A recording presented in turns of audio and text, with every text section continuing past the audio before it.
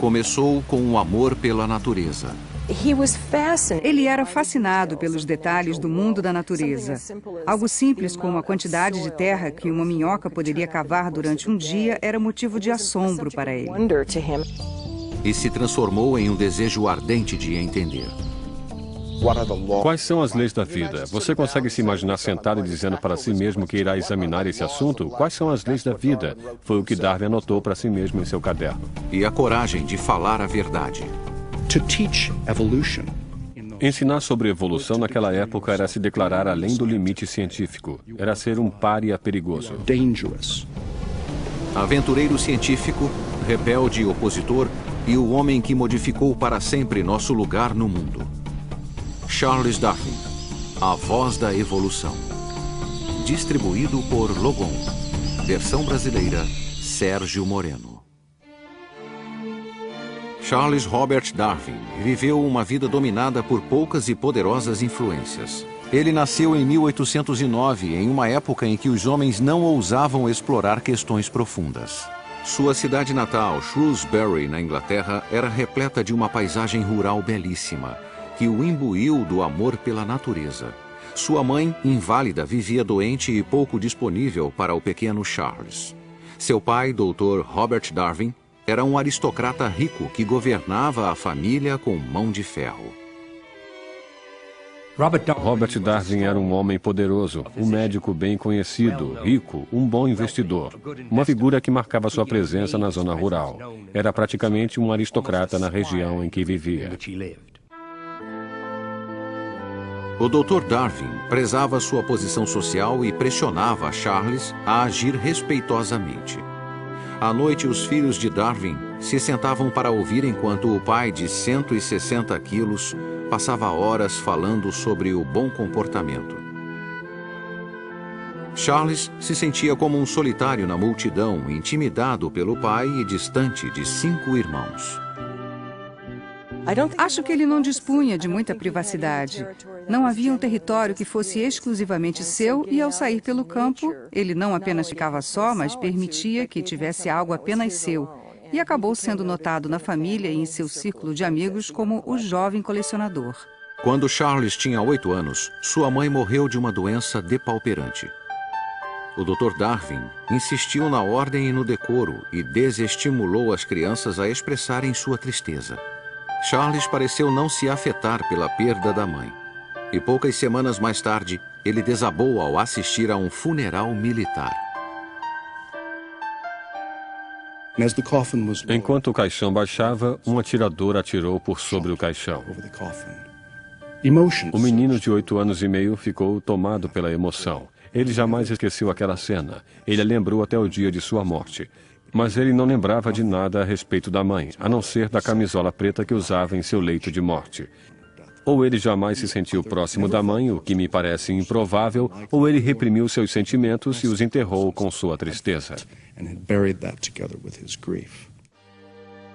Aos 13 anos, Charles foi para a escola de Shrewsbury. Era o ano de 1822 e o conhecimento de línguas antigas era considerado o marco de um cavalheiro. A literatura grega e latina dominava as aulas que deixavam Charles totalmente entediado. Sua falta de interesse levou a notas baixas, convencendo a muitos que ele não era dos mais inteligentes. Oprimido em casa e na escola, ele encontrava liberdade ao ar livre, tornando-se um excelente cavaleiro e caçador. Ele adorava caçar aves. Charles mantinha um diário de toda a ave que ele caçava. Ele guardava as botas de caça ao lado da cama para que acordasse pela manhã e as calçasse, pegasse a arma e saísse para caçar. Ele não queria perder um instante sequer. Suas habilidades esportivas se desenvolveram. Seu desempenho na escola passou de sofrível a péssimo. Dr. Darwin temia que Charles caminhasse para o ócio e o descrédito. Em 1825, quando Charles tinha 16 anos, o pai o retirou da escola de Shrewsbury e o enviou para estudar medicina na Universidade de Edimburgo. Os alunos de medicina precisavam assistir cirurgias e o clorofórmio usado fazia a sala de cirurgia parecer uma câmara de tortura. Charles assistiu aterrorizado enquanto pacientes eram amarrados à mesa de operação e amordaçados para abafar seus gritos. Ele ficou devastado pelo sofrimento e saiu da sala para jamais voltar. Era sensível demais para se tornar médico e temia demais o pai para admitir o fracasso. Ele permaneceu em Edimburgo por 1 ano, escondido em sua vergonha. Quando finalmente voltou para casa, o pai propôs um novo caminho para a respeitabilidade. O pai disse, tudo bem, Charles. Se não quer ser médico, por que não ser um sacerdote? Você não precisa ter tanta fé para isso. A maioria dos sacerdotes não a tem, mas não conte isso para sua esposa. Guarde isso para si e será convidado para as melhores festas. Você terá um belo salário, uma bela casa e terá tempo livre para vagar pelo campo, colecionando besouros e ninhos de pássaros. Charles concordou em estudar para ser pastor, ávido por uma chance de se redimir. E graças à riqueza e à influência do pai, ele foi prontamente aceito na Universidade de Cambridge. Aos 22 anos, ele se liberou e curtiu os prazeres da juventude. Ele gostava de beber uísque e jogava 21 até de manhã. Saía com uma jovem chamada Fanny Owen, sua primeira namorada. Ele parecia mais perdido que nunca, até que encontrou um homem que mudou sua vida. O professor John Henslow, clérigo de profissão e botânico amador, que despertou a paixão adormecida de Darwin pelo mundo da natureza. Suas longas caminhadas eram tão comuns que Darwin era chamado o homem que anda com Henslow.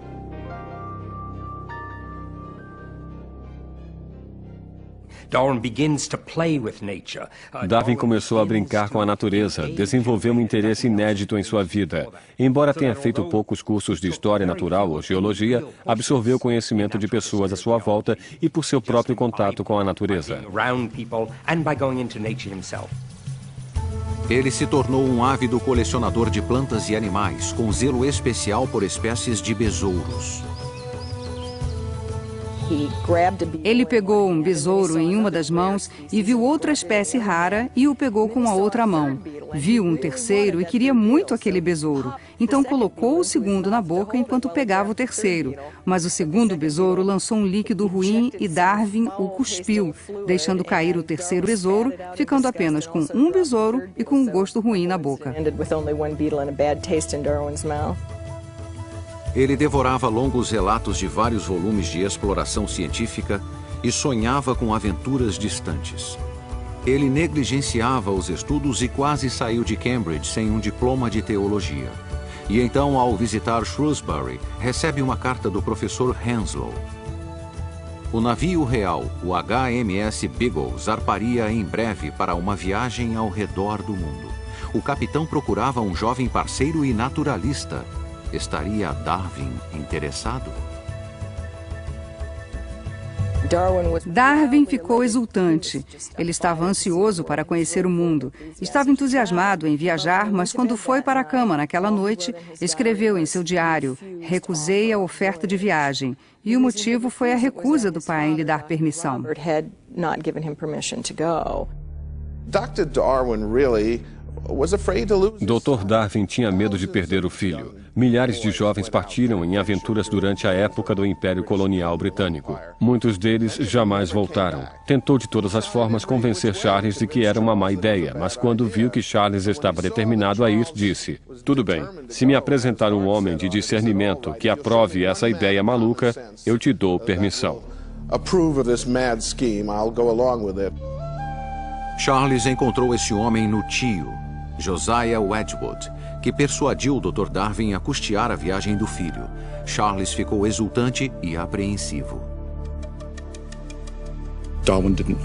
Darwin não imaginava o significado daquela viagem. Não sabia se sobreviveria. Esperava convencer as pessoas que respeitava, principalmente em casa, aqueles dos quais queria a aprovação. Seu pai, seus professores de Cambridge, de que era capaz de ser alguém.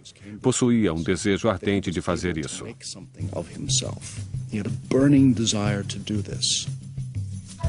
Após 22 anos como o filho excêntrico, Charles estava determinado a se destacar. Ele abandonava uma namorada jovem e bonita e a família que amava por um salto no desconhecido.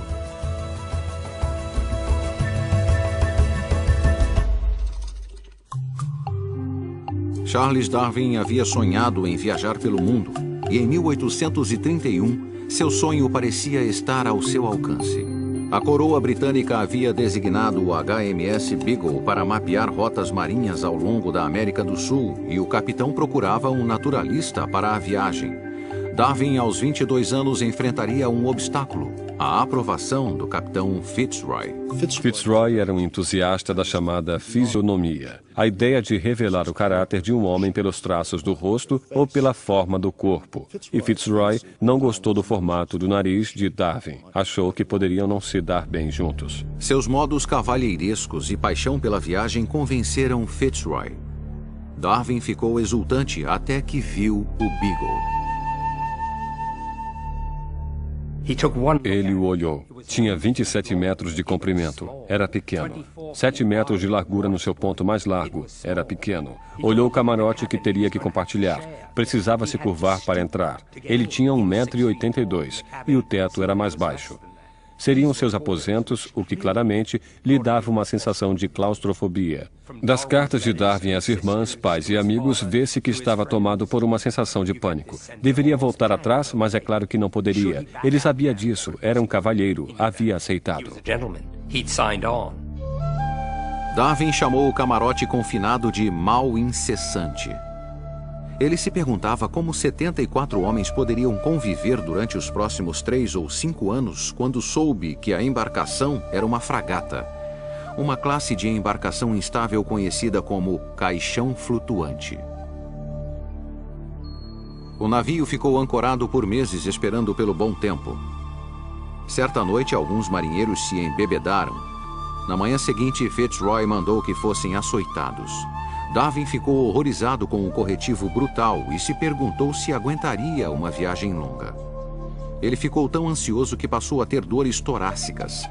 Finalmente, o Beagle zarpou e ele imediatamente descobriu um novo tormento. O pior de tudo era o enjoo. Ele sofria de enjoo no mar, como todos os Darwin, inclusive eu, através de gerações.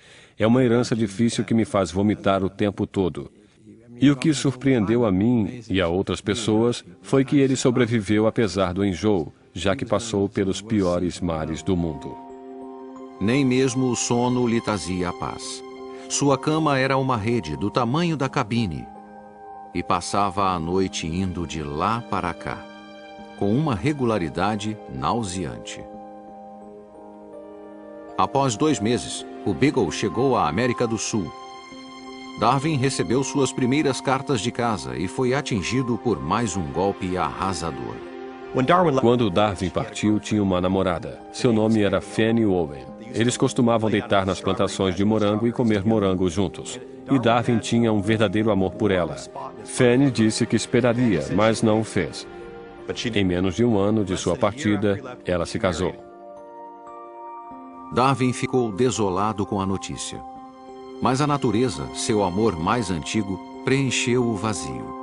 Nenhum romance poderia se igualar ao êxtase de sua primeira caminhada pela floresta tropical brasileira. A elegância das folhagens, a novidade das plantas parasitas, a beleza das flores me encheram de admiração. Esse dia trouxe um prazer maior que jamais imaginei sentir novamente. A mente é um caos de fascínio. Charles Darwin. Charles Darwin. Incansável, ele recolheu fósseis, peles e carcaças de centenas de formas de vida exóticas. Sempre que o Beagle aportava, era o primeiro a desembarcar para subir as montanhas.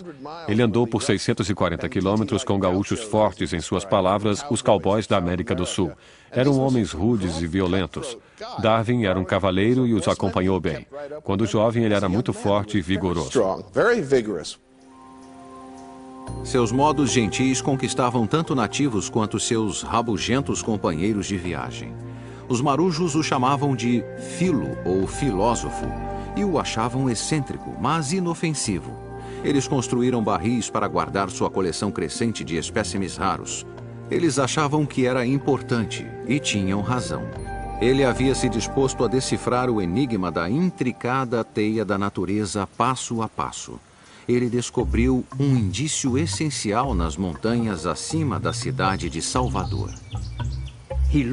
Ele olhou para cima e viu ao longo da montanha uma faixa estreita que descobriu serem conchas. Seguiam regularmente pelo terreno, bem mais alto que o mar, e Darwin começou a se perguntar o que havia ocorrido. A terra teria se erguido ou a água baixara? A cristandade achava que a superfície terrestre permanecera fixa desde o dilúvio. Suas próprias observações lhe diziam que era um planeta em constante mudança. Inflamado por seu entusiasmo intelectual, ele parecia desatento a potenciais perigos. Na Argentina, ele desafiou o cruel ditador, o general Juan de Rosas. Darwin precisava vê-lo para obter um passaporte. Ele se denominou Dom Carlos, naturalista. E perguntaram, naturalista? O que é naturalista? E ele respondeu através do intérprete que um naturalista era um homem que se interessava por tudo, por qualquer coisa. E disseram, um espião. Darwin conseguiu conquistar Rosas, obtendo passe livre e acompanhantes para entrar na densa floresta. Ele estava cada vez mais seguro de si até que encontrou os selvagens da Terra do Fogo.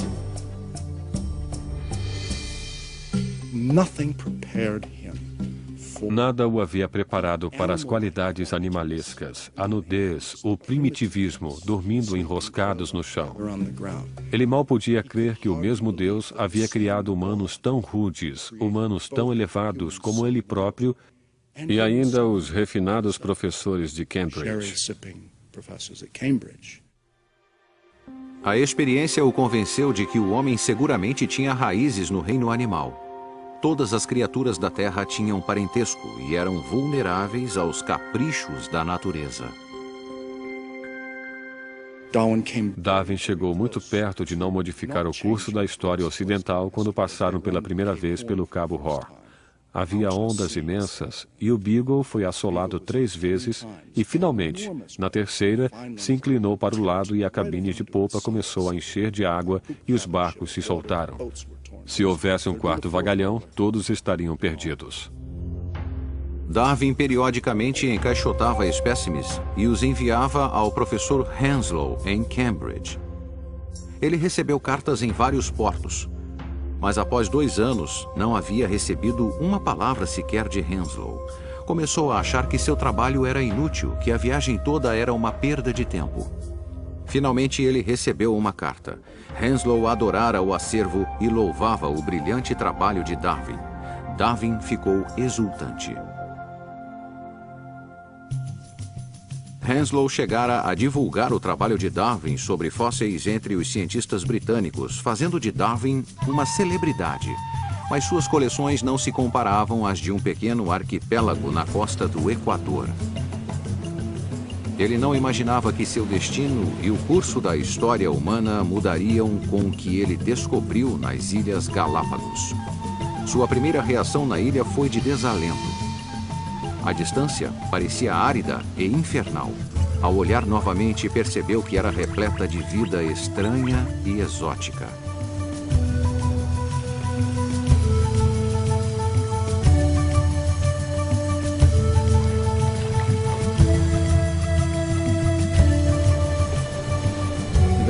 Os Galápagos que ele encontrou eram uma espécie de laboratório ao ar livre, algo pré-histórico e ainda existente naquele tempo.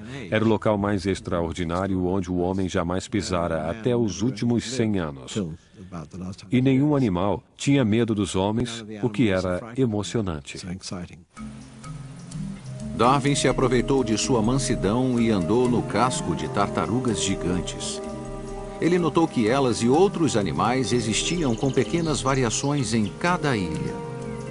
Os tentilhões de uma ilha tinham bicos longos para pegar insetos. Os de outra possuíam bicos fortes para esmagar nozes, e mesmo assim ele percebeu que cada espécie deveria ter vindo de um ancestral comum. A Bíblia dizia que as espécies foram pré-determinadas na criação. Os Galápagos sugeriam que os animais se desenvolviam.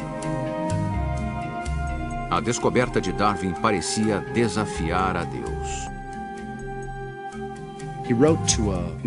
Ele escreveu a um amigo: "É como confessar um assassinato, mas preciso acreditar que as espécies podem se modificar, evoluir." Bom, era como um assassinato, porque um assassinato é um crime capital.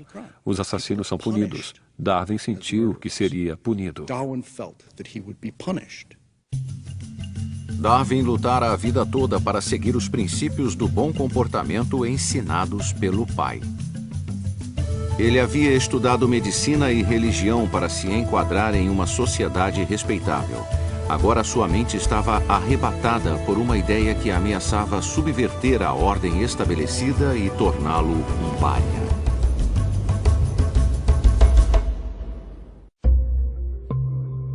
Em 1836, o HMS Beagle retornou à Inglaterra após 5 longos anos no mar.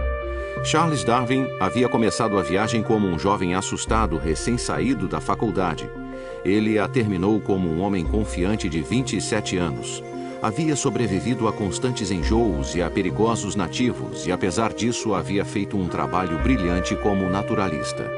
Durante a viagem, havia descoberto mais de 1.500 animais, preservados em álcool, quase 4.000 amostras de peles, ossos e espécimes secos, muitos deles novos para a Europa Ocidental. A elite dos cientistas britânicos fez fila para conduzir o distinto jovem a seu seleto círculo. Por fora, ele parecia a imagem da respeitabilidade. Por dentro, se sentia atormentado por viver uma vida dupla. Darwin rapidamente se tornou membro da Sociedade Geológica, o centro ativo de pessoas que trabalhavam na área de história natural. Darwin rapidamente foi impelido ao âmago do estabelecimento científico. Foi apresentado ao clube de elite de cavalheiros, o Athenaeum. Estava ladeado pelos grandiosos e distintos.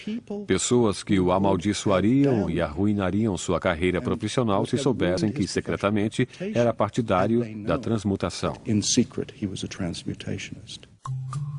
A transmutação, como a evolução era chamada na época, dominava seus pensamentos íntimos. Convencido de que espécies se modificam, ele se voltou para o próximo mistério. Por qual mecanismo elas se transformam? Uma viagem de descoberta não se resume a ver novas paisagens, mas voltar para casa e ver a paisagem familiar sob um novo olhar. E foi exatamente o que Darwin fez quando chegou do Beagle. Continuou seus estudos e suas explorações em seu próprio quintal na zona rural inglesa. Estudou como criadores de cavalos e pombos obtinham uma característica desejada e se perguntava se a natureza usaria um método similar. Em 1838, o esboço de sua teoria estava claro. A competição na natureza faz com que as espécies se modifiquem e somente aquelas cujas mutações são mais adequadas ao meio sobrevivem. Em resumo, somente os mais aptos sobrevivem. Em 1839, ele publicou A Viagem do Beagle, um relato vívido de suas aventuras científicas, parecido com os livros que havia instigado sua imaginação em Cambridge. Tornou-se um best-seller imediato, confirmou sua posição científica e lhe trouxe a aclamação pública. Agora, aos 30 anos, ele pensava na questão do casamento. O lado positivo, os filhos. Uma esposa terna e uma companheira constante. Os pontos negativos, perda de tempo, discussões e visitas forçadas aparentes.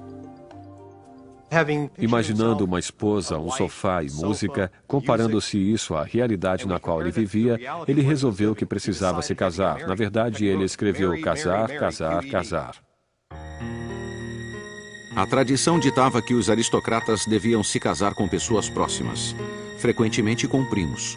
Uma prima de Charles, em primeiro grau, Emma Wedgwood, era instruída, refinada e herdeira da dinastia de cerâmicas Wedgwood. Darwin encontrou em Emma Wedgwood uma pessoa atraente que tinha muitas características de uma boa mãe. Escreve em suas cartas e anotações que procurava alguém que pudesse cuidar dele ou lhe dar incentivo. Emma sentiu-se atraída pela sensibilidade de Darwin e entusiasticamente aceitou seu pedido de casamento. Com a riqueza das duas famílias, Darwin jamais precisaria se preocupar em ganhar a vida. Eles pareciam o par ideal, porém, um conflito ameaçava sua felicidade. Ela era cristã e ficou profundamente preocupada que a liberalidade de pensamento de Darwin o afastasse da igreja e da salvação.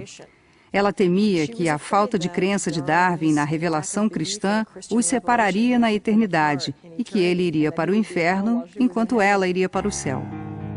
Quando Emma confidenciou suas dúvidas a Charles em uma carta, ele desabou em prantos. Ele a amava muito, mas não podia fingir acreditar na salvação divina. Era um dilema sem solução. E ambos escolheram deixá-lo em segundo plano. Em 1839, eles se casaram e 3 anos depois mudaram de Londres para a zona rural inglesa. A agradável propriedade de Darwin, Down House, lhe forneceu um refúgio seguro para perseguir suas ideias radicais. Por trás da aparência de um estudioso respeitável, ele cometia heresia. Em 1842, escreveu um ensaio de 35 páginas esboçando sua teoria da evolução, colocou-o em um envelope lacrado e entregou-o a Emma com instruções de publicá-lo caso ele morresse subitamente. Darwin worried at each step. Darwin se preocupava a cada passo, porque desde cedo notou que se estivesse certo, estaria assumindo o que mais tarde chamaria de revolução na biologia. Ensinar a evolução, naquele tempo, era se declarar além da fronteira científica, ser um pária, ser perigoso. A última coisa que um jovem que tenta se firmar gostaria de ser.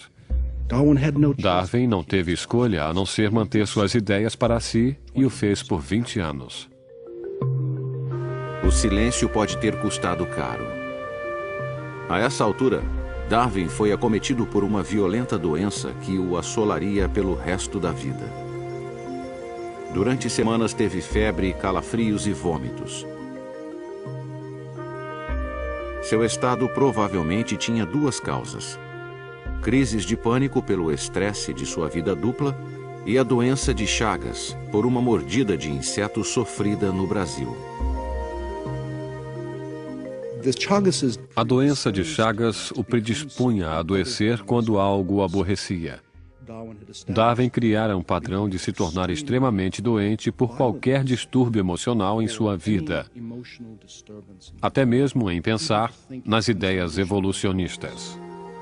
O vigoroso explorador que havia escalado montanhas, lutado para caminhar pelo solo de sua casa de campos, nos próximos 40 anos viveria praticamente inválido.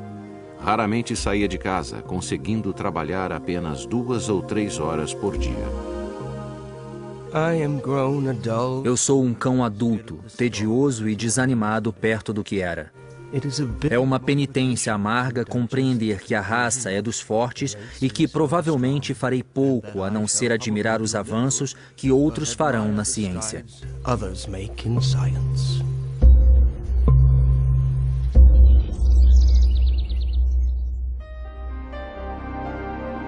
Darwin passou grande parte da década de 1840 fugindo do segredo bloqueado em sua mente.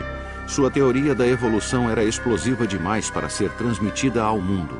Poderia arruinar sua reputação e a de sua família. Problemas crônicos de saúde limitavam seu trabalho diário a poucas horas, tempo que era gasto explorando os menores detalhes da natureza. Ele dedicou 8 anos a uma análise exaustiva dos cirrípedes marinhos. Durante muito tempo, a casa de Darwin era o mundo dos cirrípedes. Havia cirrípedes em jarros por toda a parte. Há uma história de que um amigo do filho de Darwin o visitou e perguntou: onde o seu pai trabalha com os crustáceos? Sua doença o confinou a Down House e o forçou a trazer para si o mundo exterior através de um vasto universo de correspondência. Ele buscava informações com o mesmo apreço que havia colecionado besouros. Entrava em contato com todos, desde marujos a missionários e naturalistas, em busca de espécimes distantes e descobertas científicas. Ele trabalhava com afinco, escrevia cartas dia após dia, quer estivesse doente ou bem. Darwin escrevia cartas para outros cientistas explorando suas ideias. Onde viu isso? Onde encontrou aquilo? Você já ouviu falar disso? Então havia uma fascinante tensão entre Darwin, o consumado cientista internacional, e Darwin, o recluso.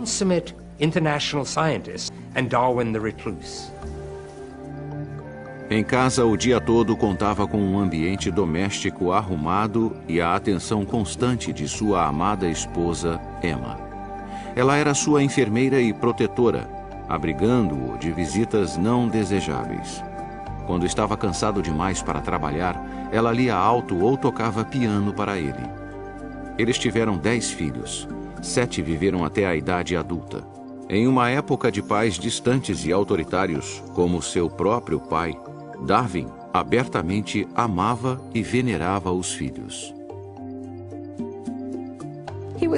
Ele nunca estava ocupado demais para dar atenção a seus interesses ou para brincar com eles.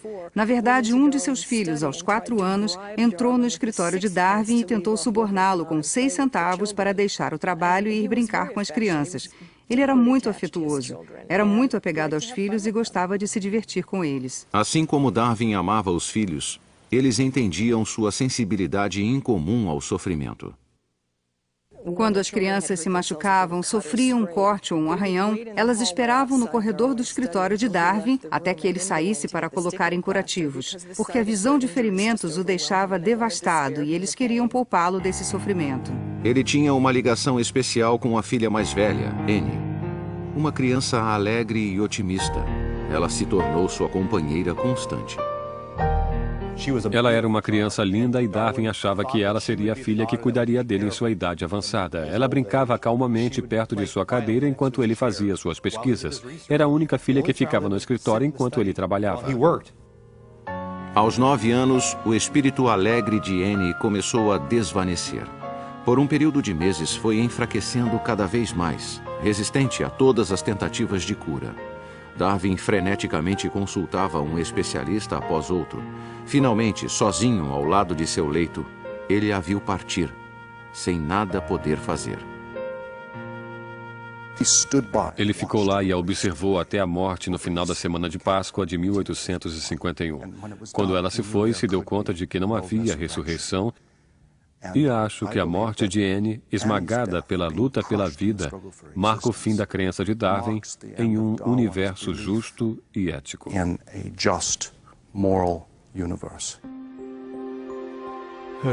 Sua alegria e estado de espírito irradiavam de todo o seu semblante e tornava cada movimento cheio de vida e vigor. Ao caminhar comigo, ela geralmente andava na frente, fazendo piruetas de forma elegante. Seu rosto resplandecia com um sorriso doce. Gostaria que ela soubesse agora o quão profundamente e o quão ternamente nós amaremos para sempre seu querido rosto alegre.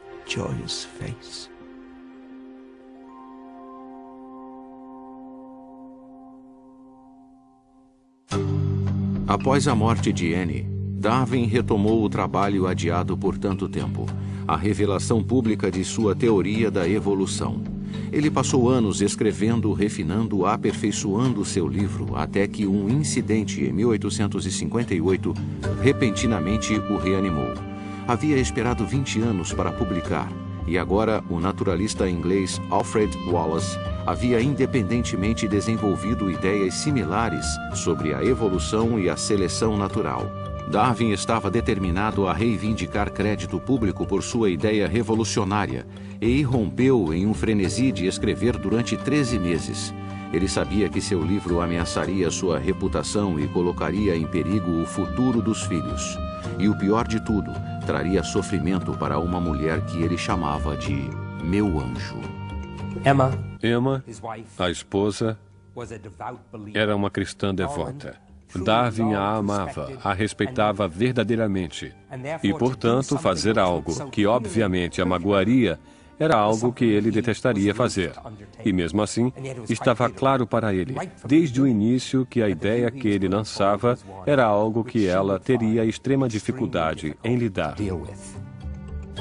Porque a evolução implicava que os humanos eram meramente animais sem uma alma imortal, os cristãos a consideravam imoral. Sem a alma não há incentivo para se viver uma vida de bem. Não há paraíso ou inferno, não há recompensas nem punições. E enquanto lutava para terminar o livro, Darwin sentia que sofria por seus pecados. Ele tinha furúnculos, caiu e machucou a perna. Mal podia andar. Vivia vomitando e tentava corrigir a prova do livro e enviava cartas para acompanhar as cópias de apresentação para seus amigos de Cambridge, seus clérigos. E ele dizia, ansiarão por me crucificar vivo e assim por diante. Realmente sentimentos muito fortes de medo que reagissem contra o livro ao qual dedicara a sua vida. Ele sentia o peso do mundo nos ombros. Durante 20 anos, havia lutado contra seu destino. Durante 20 anos, vivera uma vida dupla. Agora, seu silêncio terminara. Em novembro de 1859, ele publicou A Origem das Espécies e aguardou pela tempestade.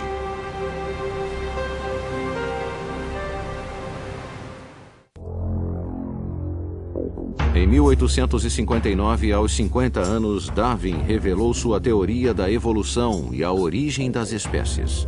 Isso causou um alvoroço imediato. A primeira impressão de 1.250 exemplares vendeu em um único dia. Darwin e sua teoria foram incompreendidos. As pessoas acreditam hoje que ele disse que descendemos dos macacos. Ele jamais disse isso. Disse que macacos e humanos vieram de um ancestral comum e seguiram um caminho diferente. Para a Inglaterra vitoriana, a evolução de animais inferiores parecia extremamente improvável. Darwin foi ridicularizado, zombaram de sua teoria. Sua barba branca era uma dádiva aos caricaturistas, inspirando uma legião de desenhos comparando-o a peludos macacos. A igreja anglicana dominava como a igreja oficial na Inglaterra.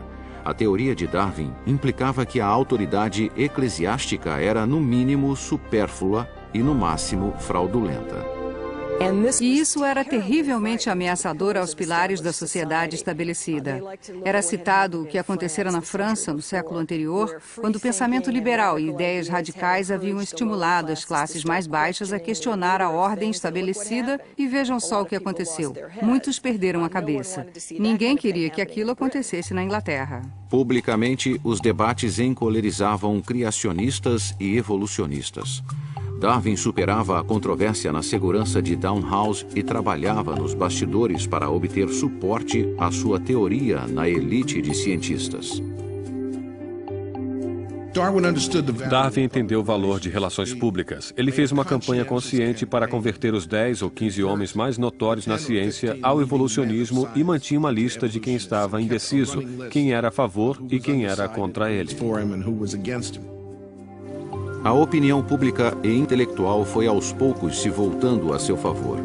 Ninguém com mente aberta poderia ignorá-la. Até alguns religiosos concordaram que Deus poderia ter criado a vida na Terra para que as criaturas que criou evoluíssem e se modificassem.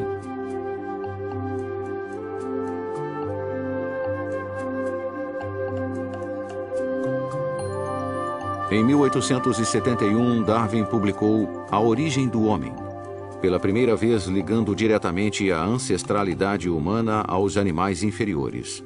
Para sua surpresa, a obra foi recebida sem o furor que havia cercado a origem das espécies. Em apenas uma década, suas ideias haviam se tornado parte da corrente principal, e a enorme carga da evolução finalmente retirada de seus ombros fez com que sua saúde melhorasse consideravelmente. Os sintomas terríveis de mais de 30 anos desapareceram. Ele vagava pelo terreno de Downhouse com vigor renovado, avidamente interessado no estudo detalhado de vermes. O mundo havia mudado em 20 anos desde A Origem das Espécies. Enquanto muitos ainda discordavam das ideias de Darwin, ninguém era ridicularizado por discuti-las. Darwin se tornou uma figura idosa respeitada e foi agraciado com um diploma honorário de Cambridge, 50 anos após quase ter sido reprovado. Sua alma estava em paz, a não ser pelo conflito doloroso e não resolvido com a esposa, Emma. Emma acreditava piamente na vida eterna para os cristãos salvos e ficava muito triste em pensar que ela e Darwin não passariam aquela vida juntos. Essa diferença religiosa se tornava mais pungente à medida que os anos finais se aproximavam. Em abril de 1882, Darwin, aos 73 anos, sofreu um grave ataque cardíaco e passou os poucos dias que lhe restavam como a maior parte de sua vida, amparado por sua querida Emma. Quando ele morreu literalmente nos braços dela, sua cabeça repousada em seu regaço ao dar seus últimos suspiros, ele disse que esperava que de alguma forma eles pudessem ficar juntos. Mas sabia que por sua luz, ela teria uma vida eterna e ele não. Sua morte deu origem a uma controvérsia final: o local de sepultamento. A família se surpreendeu com a solicitação de que o corpo fosse enterrado na abadia de Westminster. Os tempos eram tempestuosos. A abadia precisava mais disso do que ele precisava da abadia, porque Darwin havia anexado novos territórios, sendo o grande imperialista, novos territórios de conhecimento, e havia colocado a bandeira da ciência em novos reinos. A Inglaterra reclamava seu filho rebelde como seu. Em 26 de abril de 1882, a elite da sociedade britânica se reuniu no pátio da igreja da abadia de Westminster para ver Darwin ir repousar ao lado de Sir Isaac Newton. Um agnóstico que havia minado a autoridade cristã passaria a eternidade em solo sagrado. Nos séculos após sua morte, A Origem das Espécies foi publicada 400 vezes em 29 idiomas. Seus princípios sobre a modificação por elementos naturais alteraram para sempre a forma como vemos o mundo. A partir da publicação de A Origem das Espécies, Deus foi posto de lado em área após área, na medida em que a explicação natural tomou conta. Todos os fenômenos de seres vivos, inclusive os humanos, sua organização social, seu comportamento, são desenvolvidos e controlados pelas forças naturais. Darwin modificou a visão de mundo para sempre, como poucos homens fizeram no curso da história. Ele deu origem a uma nova era na ciência, assim como na cultura popular. Acho fascinante que seu nome apareça nos jornais e revistas e até na televisão. Praticamente todos os dias há menção a Charles Darwin, o que me é muito caro. Na verdade, já me perguntaram se podiam me tocar ao saberem que sou seu bisneto. Isso me impressiona bastante. Darwin dedicou sua vida a descobrir os grandes segredos da natureza. Durante seu funeral, o coro da abadia cantou um hino especialmente composto com a letra do livro dos Provérbios. Bem-aventurado o homem que encontra sabedoria e o que adquire conhecimento.